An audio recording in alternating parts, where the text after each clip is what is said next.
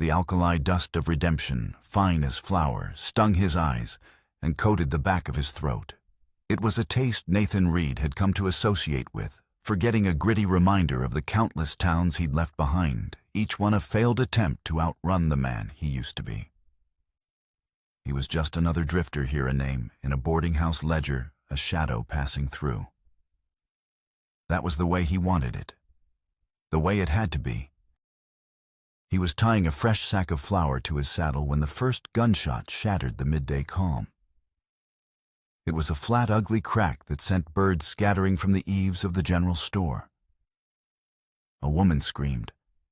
Another shot followed closer this time, punching through the window of the First Redemption Bank across the street. Glass rained onto the boardwalk. People scrambled for cover, their faces pale masks of terror. The ordinary rhythm of the town had broken, replaced by the jagged pulse of violence. Nathan's first instinct, honed over 3 years of flight, was to mount his horse and ride. Not his town, not his fight. He was a ghost, a name whispered on the wind, and ghosts did not get involved. He gripped the saddle horn, his muscles coiling to swing himself up, but his eyes snagged on a young mother who had been haggling over the price of apples at an outdoor stall. She was frozen, her arms wrapped around a small boy, no older than 5, caught in the open between the bank and the relative safety of the alley beside the mercantile. The bank doors burst open and 3 men spilled out canvas sacks slung over their shoulders. They were hard-faced and reckless, moving with the brutal efficiency of men who took what they wanted. Their leader, a bear of a man, with a tangled black beard, saw the mother and child. A cruel grin split his face. "Well now," he bellowed, his voice a gravelly roar. "Looks like we got ourselves some insurance." He started toward them, his revolver leveled. A cold dread coiled in Nathan's gut, tight as a hangman's knot. He saw not a stranger, but a specter from a past he could never fully bury, the memory of another mother, another child whose lives had been snuffed out by fever while he was away fighting a war that had cost him everything. He had been powerless to save them then. He was not powerless now. The decision was not a thought, but a reaction, a muscle memory from a life he had tried to discard. His hand, as if with a will of its own, moved to the Colt Peacemaker holstered at his hip. He drew the weapon in a single fluid motion that felt as natural as breathing.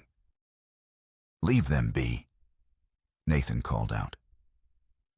His voice was not loud, but it cut through the chaos with the quiet authority of command.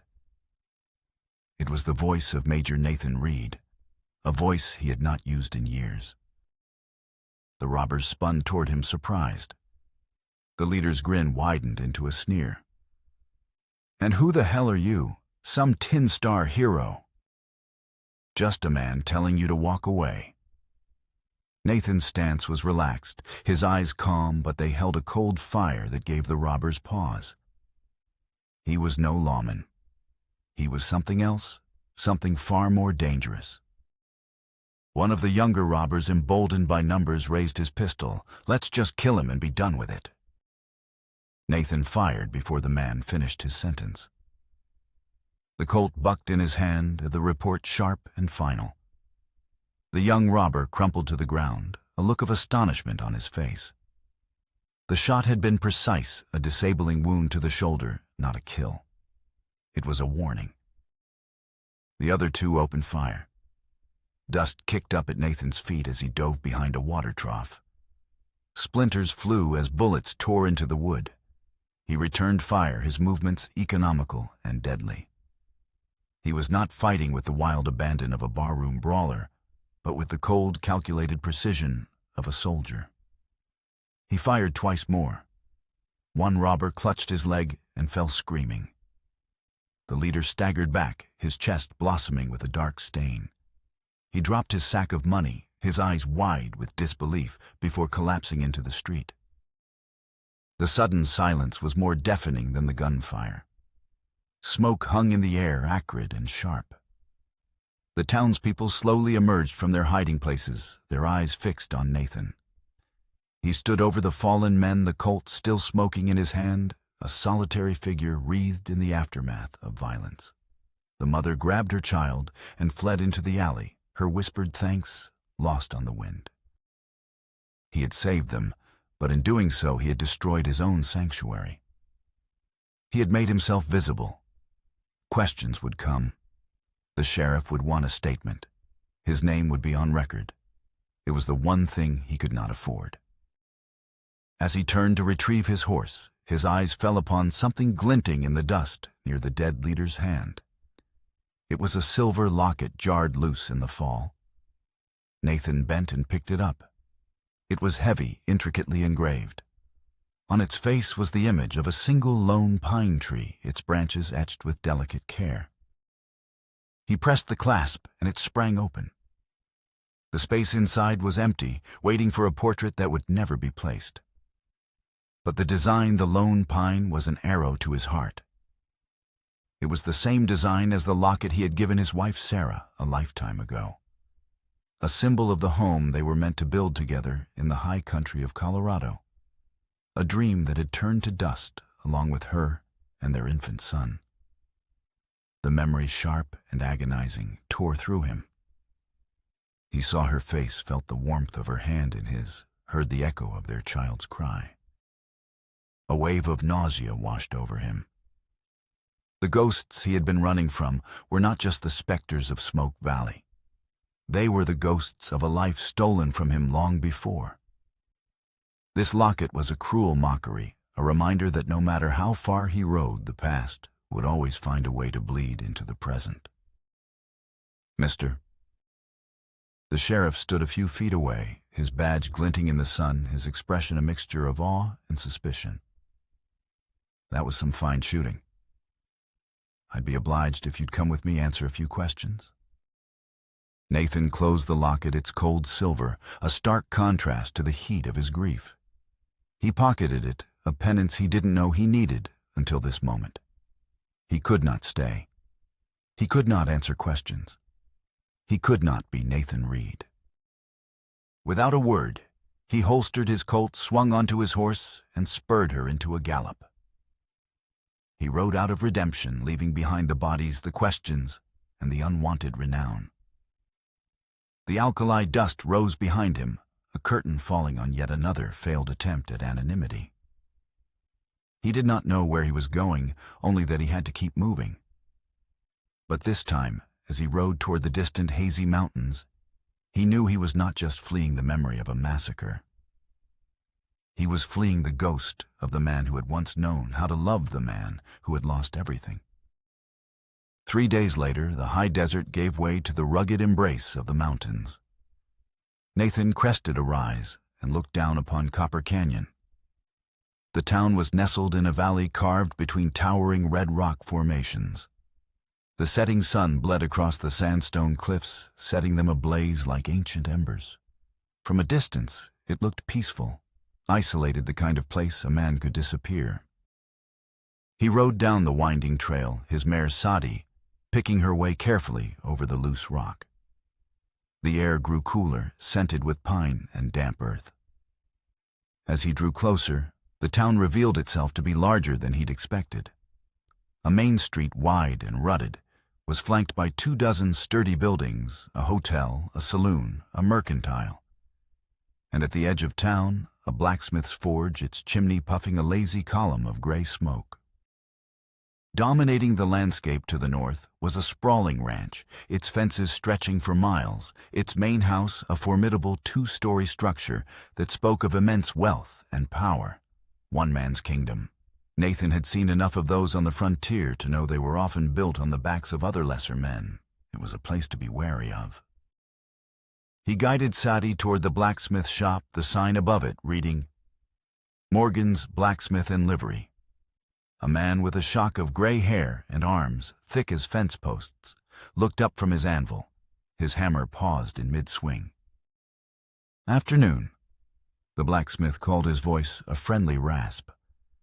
"Looking to stable that fine mare." For a few days, Nathan replied, dismounting.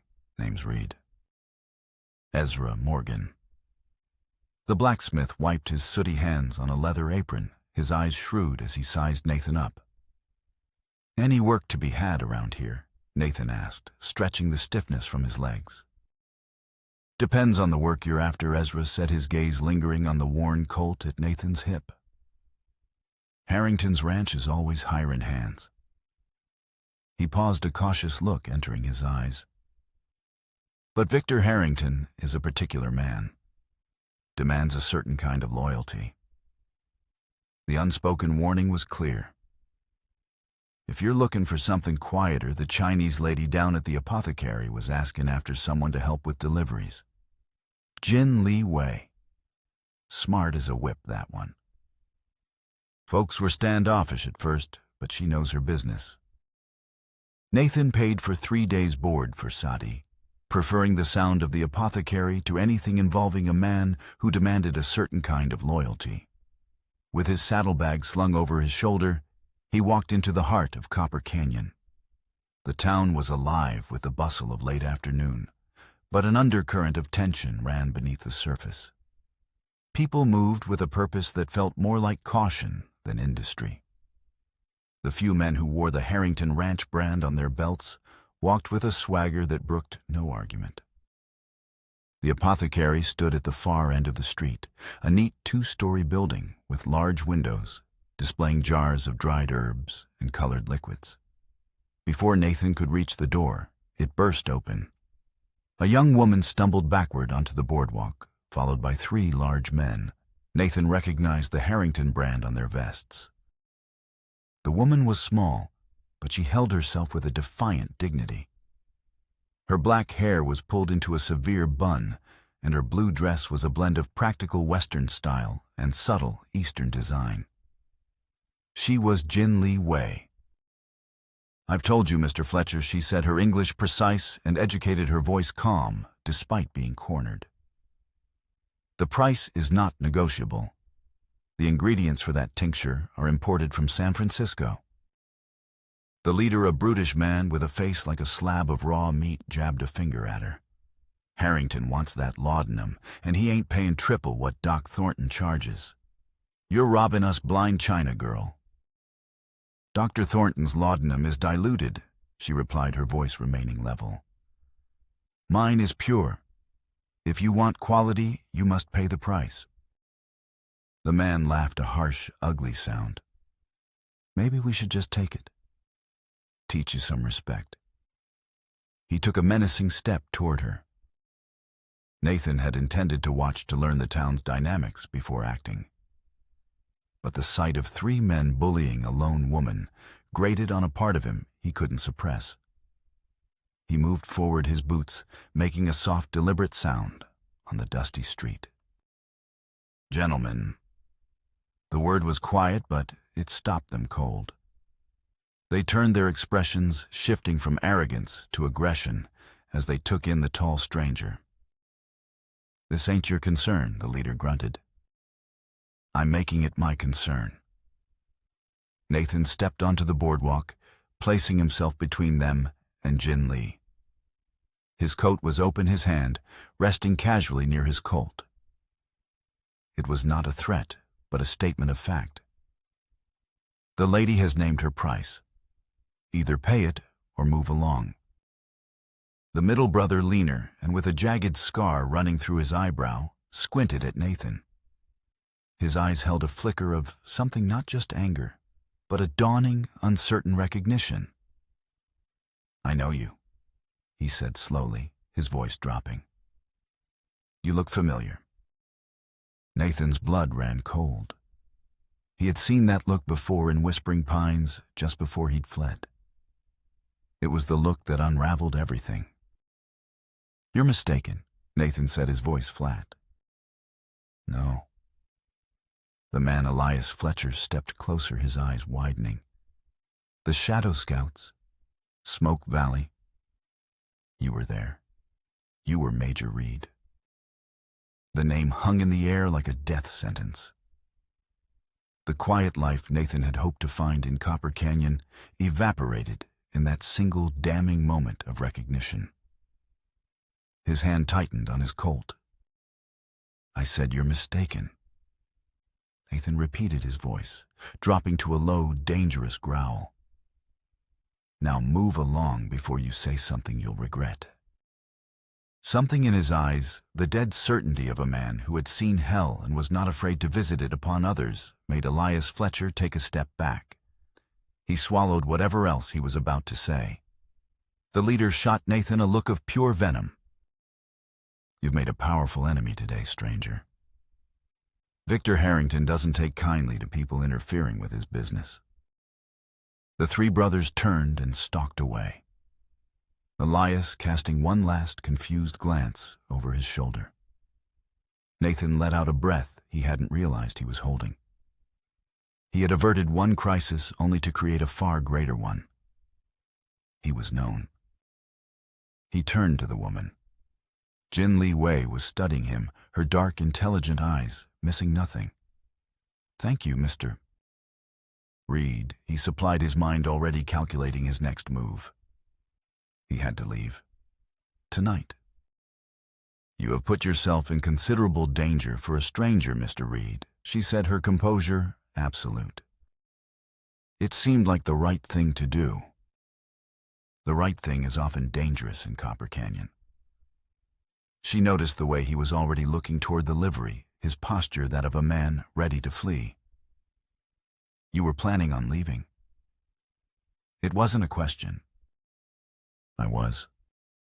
A faint, knowing smile touched her lips. And now? Before he could answer, his gaze was drawn past her through the apothecary window to a framed photograph on the wall. It was old and faded, showing a U.S. Army officer standing with a Chinese woman. The officer's face was in shadow, but his stance, the way he held his shoulders, the confident set of his jaw was unnervingly familiar. It was him. A younger version of him from a life so distant, it felt like it belonged to another man. Who is that? He asked, his voice hoarse. Jin Li turned and followed his gaze. A soldier who saved my mother during the riots in San Francisco many years ago. She never learned his name. She looked back at him, her expression unreadable. A man of principle, she always said. One who did the right thing, no matter the danger. The world seemed to tilt on its axis. Coincidence was one thing. This was something else. A thread from his forgotten past, weaving itself into his desperate present. He had run for 3 years, only to find himself in a place inexplicably tied to who he was, facing the one man who had caused his fall. He looked at Jin Li, at her calm, unwavering gaze, and knew with a sudden, chilling certainty that leaving Copper Canyon was no longer an option. Fate, or something cruelly like it, had cornered him. He had stopped running, not by choice, but because the road had finally run out. The quiet of Copper Canyon was a lie. Nathan learned that much in his first 24 hours. Beneath the surface of daily commerce and frontier civility, a current of fear ran deep and cold, and its source was Victor Harrington. After the confrontation with the Fletchers, Jin Li had insisted on treating a shallow graze on his arm. He hadn't even noticed a souvenir from the bank robbery in Redemption. Inside her apothecary, the air was a complex symphony of scents, dried herbs, beeswax, and a faint, clean aroma of antiseptic. It was a place of order and healing, a stark contrast to the barely contained violence of the street outside. As she worked with quiet efficiency, she spoke of Harrington. He arrived 5 years ago, she explained, her fingers deftly cleaning the wound. He bought the old Double H ranch and a few played-out silver claims. People thought he was a fool. Within a year, he'd struck a new vein of silver so rich, it made him the wealthiest man in the territory overnight. Luck? Nathan asked. Or knowledge? She countered, her eyes meeting his. He seemed to know exactly where to dig. From there, he expanded. He bought the Mercantile, the freight company, and holds the mortgage on half the businesses in town. Those who don't sell to him find their supplies delayed, their credit revoked, or their customers intimidated. Her gaze was pointed, like me. She finished bandaging his arm. The Fletchers are his preferred tools, brute force for simple problems. He has other men for more delicate matters. And the law. A humorless smile touched her lips. Sheriff Miller is a good man, but his salary is paid from town coffers which Harrington controls. Our circuit judge, Joseph Coleman, is a man of integrity, but he is one man against an empire. That night, as Nathan sat in the dining room of the Copper Basin Hotel, Judge Coleman himself approached his table. He was an older man, dressed in a well-kept but threadbare suit with eyes that held the weary wisdom of a man who had seen too much injustice. "Mr. Reed," he said, his voice measured and legalistic, "your arrival has become the topic of some debate. It isn't often a man stands up to the Fletcher brothers and walks away." "They were threatening a lady," Nathan said, his response clipped. "Indeed." The judge sat, his gaze analytical. "A fact that seems to escape most of the men in this town. You have a military bearing, Mr. Reed. I'd wager you're no stranger to conflict." "I've seen my share." "As have I," Coleman said softly. "Which is why I feel compelled to offer a word of caution. Victor Harrington is more than just a wealthy rancher. He is a predator who views this entire valley as his personal property. Crossing him is not a matter to be taken lightly." The judge paused, letting his words sink in. "And he has taken a particular interest in you. Elias Fletcher's public reminiscence has stirred his curiosity." The warning was clear. Harrington was not just a tyrant. He was a suspicious one. And he now had a name to investigate, Major Reed. The next day the test came. Nathan had taken the job with Jin Lee, a decision born of a stubborn refusal to be run out of town, and a strange, compelling need to understand the threads of fate that had drawn him here. He was hauling a crate of medical supplies from the back of her shop when the Fletcher brothers cornered him in the alley. There were 4 of them this time, their faces set in grim lines of intent. "The boss wants a word with you, Wyatt," the eldest said. Elias hung back, his expression a mixture of fear and certainty.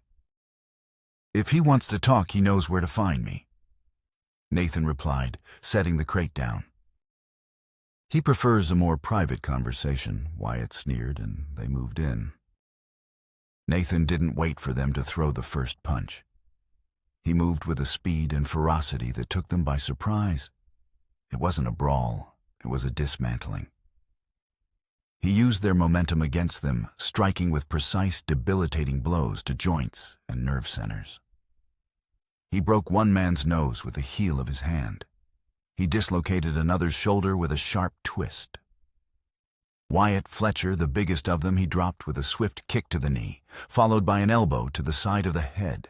He left them groaning in the dust of the alley, beaten, but not permanently broken. It was another warning, a message sent directly to their master. He was more than a drifter. He was a professional. He found Elias Fletcher last leaning against the wall, his face pale. He hadn't joined the fight. "You were right," Elias whispered, his voice shaking. "I remember now. At the hearing after Smoke Valley, they called you in. You tried to tell them what Hammond did. But they shut you down. Said you were unstable, shell-shocked." The memory hit Nathan like a physical blow. The stuffy tent, the dismissive faces of the review board, the cold, triumphant smile on Colonel Hammond's face as they officially discredited his testimony. Hammond paid them off. Elias continued, his eyes wide with a fear that went beyond the beating his brothers had just taken. "He bought everyone. He told us you died in an Apache raid a week later. But you're here." "That was a long time ago," Nathan said, his voice a low rasp. "Not for Harrington." Elias said, a new chilling understanding dawning in his eyes. It's not just that you saw what happened. There's something else. I heard him talking once. About traitors. About how a man's greatest failure is letting a traitor live. He gets this look in his eye. A darkness. The pieces began to click into place. Harrington's obsessive interest wasn't just about silencing a witness. As Elias had said, it was something more, something personal. That evening, Nathan sat with Jin Lee in the quiet of her apothecary, a strange calm settling between them. He had begun to help her grind herbs and prepare remedies, the methodical work soothing the restless energy that always hummed beneath his skin. They worked in a comfortable silence, two outsiders who had found an unlikely point of connection in a town that held them both at arm's length. "Judge Coleman paid me a visit this afternoon," she said, not looking up from her work. "He asked about you, about your past." "What did you tell him?" "That you are an honorable man who is trying to leave his past behind him." She finally met his gaze. "He believes your past may be the only thing that can save this town's future." Later, Judge Coleman came to the apothecary himself, his face grim. "A telegram arrived for Harrington this afternoon. From Santa Fe. My contact at the telegraph office said it was a response to an inquiry Harrington sent 2 days ago." He looked directly at Nathan. The inquiry was about the service record and final disposition of a Major Nathan Reed of the 5th Cavalry. The trap was closing. Harrington was no longer just suspicious. He was confirming his target. "There's more," Coleman said, his voice dropping. "I've been making my own inquiries. I have a source, a clerk in the Army's Adjutant General's office. He found something buried in the files concerning Colonel Victor Hammond." He slid a letter across the table. Hammond was given a medical discharge shortly after Smoke Valley. The official reason was nervous exhaustion. But the attending physician's private notes tell a different story. Nathan picked up the letter. The handwriting was cramped and the words clinical, but the meaning was devastating.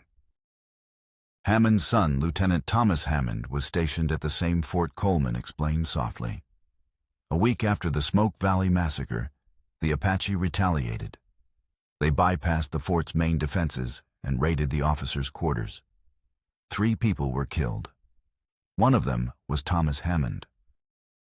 Nathan looked up from the letter, a cold, sickening realization dawning on him. The official report called it a random tragic raid. Coleman continued. But Hammond became unhinged. He accused his superiors of incompetence. He started ranting about a traitor in his own ranks, whose cowardice and hesitation at Smoke Valley had failed to break the Apache's will, leading directly to the retaliatory raid. He claimed this traitor's weakness was responsible for his son's death.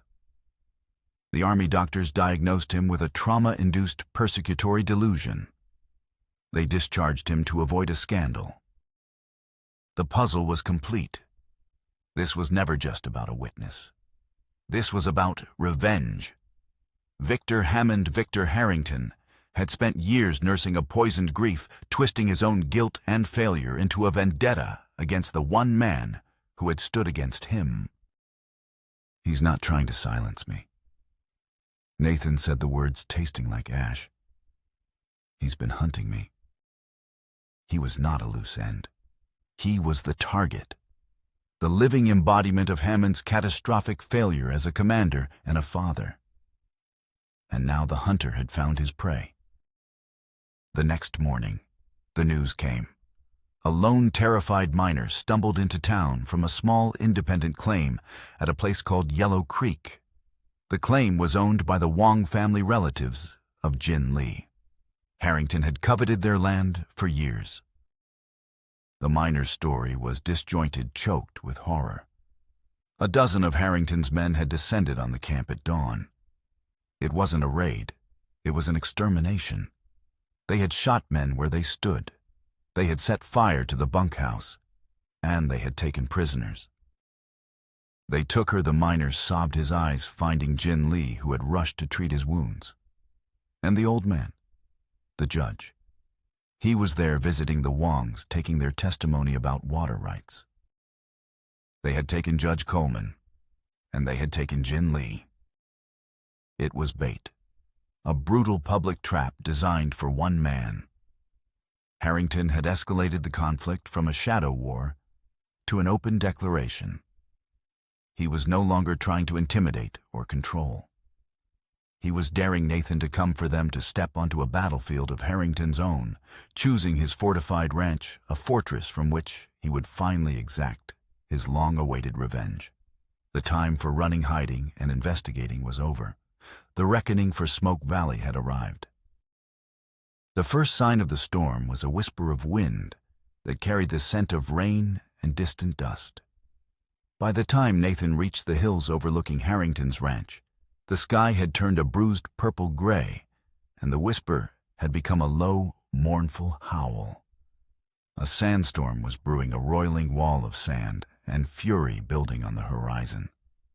It was a chaotic, dangerous element, and for Nathan, it was a gift.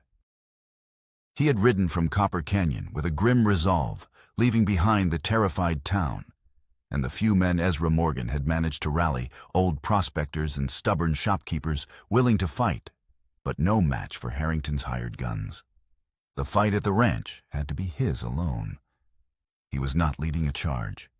He was performing surgery, a precise and deadly infiltration to cut the cancer out of the valley.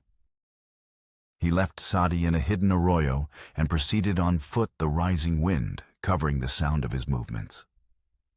The ranch was a fortress, just as he'd expected. Armed guards patrolled the perimeter, their figures stark against the darkening sky. But their attention was divided, their unease growing as the storm approached. Nathan moved like the ghost he had been for 3 years, a shadow flowing between other shadows.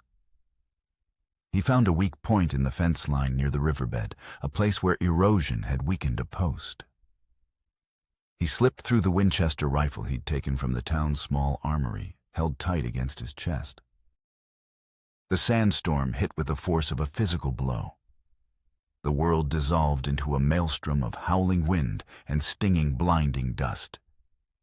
Visibility dropped to near zero. The guards ran for cover, their disciplined patrols disintegrating into a scramble for shelter. Chaos was Nathan's ally. He made his way toward the main house, navigating by memory and instinct. He knew Hammond. The man was arrogant, but not a fool. He would have Jin Lee and the judge somewhere secure, somewhere he could control. The main house was the heart of his power, the throne room of his little kingdom. A side door used by the kitchen staff was unlocked. Nathan slipped inside the relative quiet of the house, a stark contrast to the storm's fury. He moved through the service corridors, a phantom in a house preparing for a siege against the elements, not an intruder within. He could hear the muffled voices of the staff, the clatter of pans. He climbed a back staircase, his boots silent on the worn wood. He found them in Harrington's study. The room was an extension of the man himself, all dark wood leather, and the cold gleam of polished brass. Books on military strategy lined the walls. Maps of the territory were pinned over the fireplace. Jin Lee and Judge Coleman were tied to chairs in the center of the room. The judge was bruised and bleeding from a cut on his forehead, but his eyes were defiant. Jin Lee's face was a mask of calm composure, though Nathan could see the tension in the set of her jaw. Victor Harrington stood by the window, a glass of whiskey in his hand, watching the storm rage outside. He was dressed impeccably, a civilized man, presiding over a savage world. "I knew you would come, Major," he said without turning. "Your sense of duty was always so predictable." He turned, and his eyes were cold and dead. This was not the polished rancher, but the ruthless colonel. It was your greatest weakness. "Let them go, Hammond," Nathan said, stepping from the shadows, the Winchester leveled at Harrington's chest. Harrington smiled a chilling, humorless expression. All in due time. First, we have a matter of a long overdue debt to settle. He gestured to the two guards standing in the corners of the room. They raised their rifles. It was a standoff. "This isn't about Smoke Valley, is it?" Nathan said, his mind racing, piecing together the final elements of Elias Fletcher's warnings and Judge Coleman's discovery. "This is about your son." The smile vanished from Harrington's face, replaced by a mask of pure, unadulterated hatred. The cultured facade cracked, revealing the raw, festering wound beneath. "You dare speak his name?" He hissed, his voice trembling with rage. "You who killed him, as surely as if you'd pulled the trigger yourself." "He died in an Apache raid," Nathan said, keeping his voice steady. "A raid that never would have happened." Harrington slammed his glass down on the desk, whiskey sloshing over the rim. "The Apache retaliated because you showed them weakness. You refused my order at Smoke Valley. You let the warriors believe we were soft, that our resolve could be broken. You spoke of mercy, of honor. And for your honor, my son paid with his life." He was shouting now, his face contorted, the madness that the army doctors had diagnosed on full display. He was a good boy, a fine officer. He followed orders. He wasn't a coward like you. If you had done your duty, if you had been ruthless and broken them completely, they would have been too terrified to even think of revenge. My son would be alive. This was the truth of it. Not a quest for power, but a father's twisted, inconsolable grief. Harrington had built his entire empire, his entire new life, on a foundation of rage directed at the one man who represented his own failure. He hadn't just lost a son. He had lost the future he had envisioned, and he had made Nathan the vessel for all his pain and blame. "That's what this is about," Judge Coleman said, his voice filled with a weary disgust. "All this death, all this suffering. For a ghost, you're a monster, Hammond." "I am a father," Harrington roared. He drew a revolver from his belt and aimed it at Jin Lee. "And you, Major, are going to feel what it's like to lose everything. You will watch them die knowing your weakness is the cause. That is my justice." Suddenly, the study door flew open. Sophia Harrington stood there, her face a pale, terrified mask, a small derringer clutched in her hand. Her warning to Nathan had been genuine. She had finally reached her breaking point. "No more, Victor," she whispered, her voice shaking. "No more killing." Harrington laughed, a wild, unhinged sound. "My loyal wife. You see, Reed, betrayal is everywhere." He turned his gun from Jin Lee toward Sophia. In that split second of distraction, Nathan acted. He fired the Winchester from his hip. The shot went wide, shattering a lamp, but it served its purpose. The guards flinched. Nathan dove forward, tackling Harrington as the colonel fired at his wife. The world exploded into a chaotic ballet of violence. Sophia screamed as the bullet meant for her went astray. One of Harrington's guards swung his rifle butt at Nathan's head. Jin Lee, with surprising strength, kicked her chair backward, toppling the other guard. Nathan and Harrington crashed to the floor, grappling for the revolver.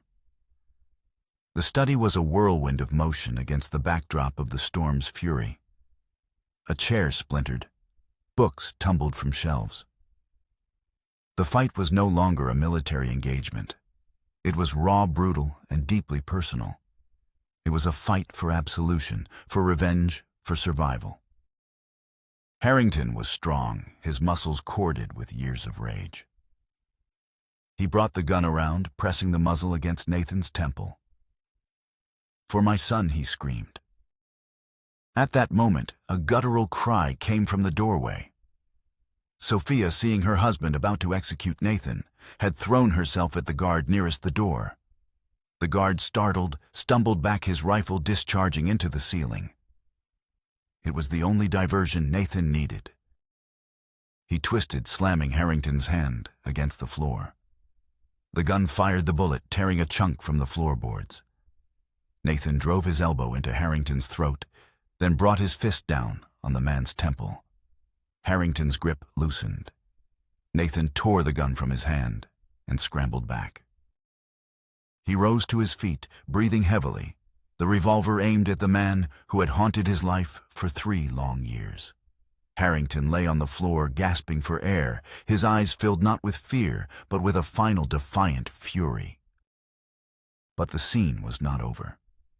The guard Sophia had attacked had recovered his balance. He turned on her, his face a snarl of rage, and swung his rifle like a club.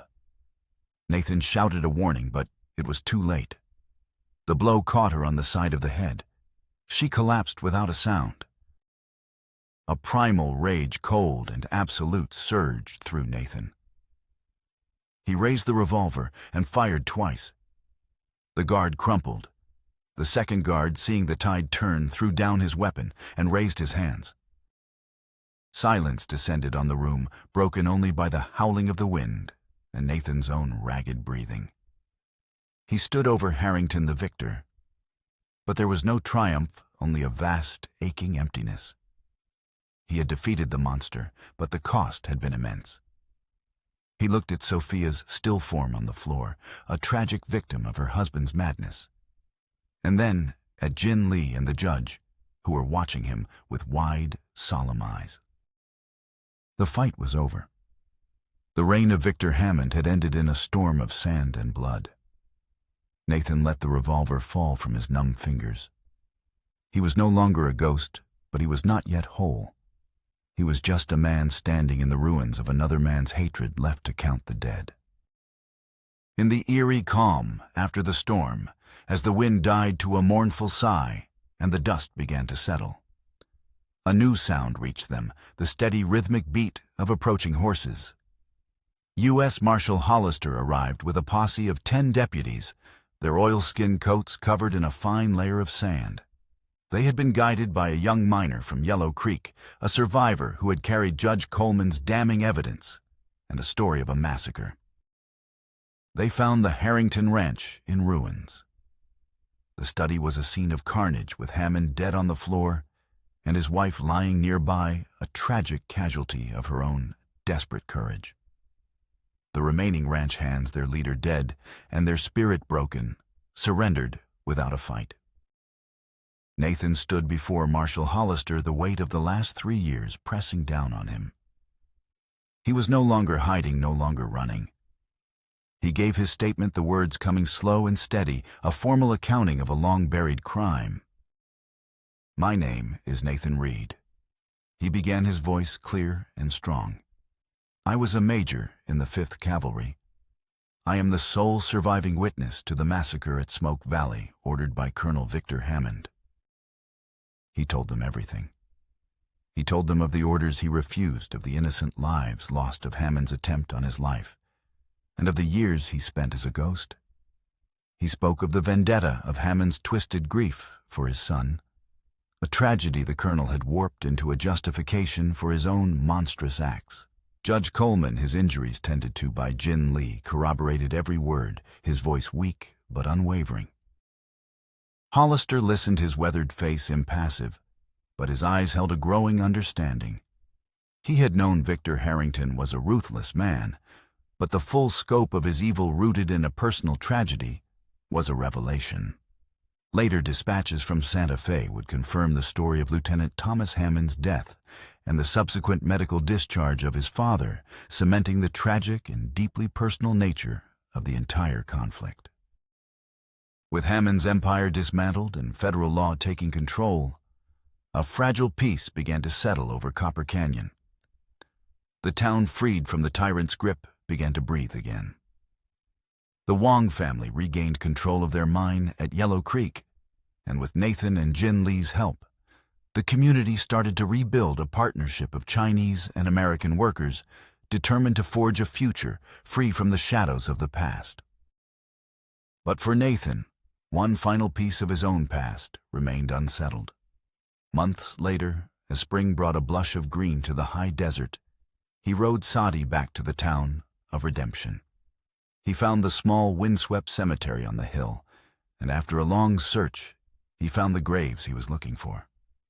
Two simple wooden crosses side by side. Sarah Reed, beloved wife. Thomas Reed, beloved son. He stood before them for a long time, the silence broken only by the wind whispering through the dry grass. The grief was still there, a dull ache in his chest, but the sharp, consuming guilt that had driven him for so long had begun to recede. He was not the cause of their deaths.